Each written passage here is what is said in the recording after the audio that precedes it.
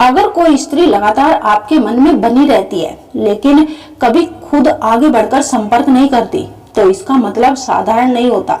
जिंदगी में कई बार ऐसा होता है कि कोई नाम रोज सामने नहीं आता, कोई संदेश नहीं भेजता, कोई बात नहीं होती, फिर भी वह स्त्री आपके दिमाग से निकलती ही नहीं।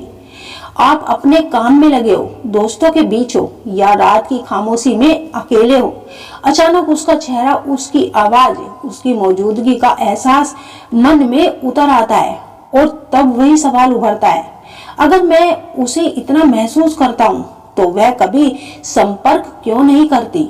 ये सवाल दिखने में आसान लगता है, लेकिन इसके भीतर भावनाएं और मनोविज्ञान की कई परतें छिपी होती है। ये सिर्फ प्रेम या आकर्षण का मामला नहीं होता, बल्कि इसमें मन, डर, आत्मसम्मान, अहम और अंदरूनी संघर्ष सब कुछ शामिल होता है। आइए इसे थोड़ा और गहराई से समझते हैं। सबसे पहले ये समझना बहुत जरूरी है कि मन यूं ही किसी को पकड़कर नहीं बैठता। मनोविज्ञान कहता है कि इंसान का दिमाग उसी व्यक्ति को बार बार याद करता है जिसके साथ कई भावनाएं और अधूरापन जुड़ा होता है। अगर कोई स्त्री बार बार आपके विचारों में आती है तो इसका मतलब है कि उसके साथ कुछ अधूरा रह गया, कुछ कहा नहीं गया, कुछ समझा नहीं गया था, या कुछ ऐसा घटा जिसने मन की पूर्ण विराम नहीं लेने दिया। दिमाग अधूरी कहानी को बार बार दोहराता है।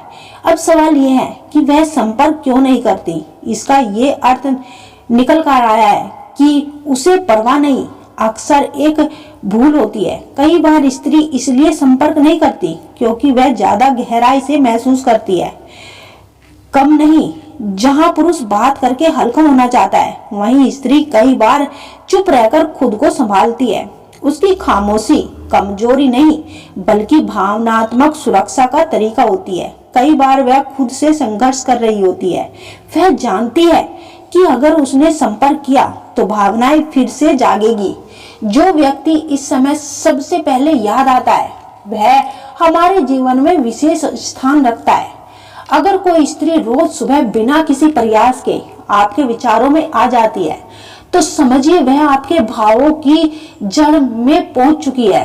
अक्सर लोग इसे आदत कहते हैं। जब कोई स्त्री आपके दिल की गहराई से किसी पुरुष के बारे में सोचती है, उसकी भावना एक प्रकार की प्रार्थना का रूप ले लेती है।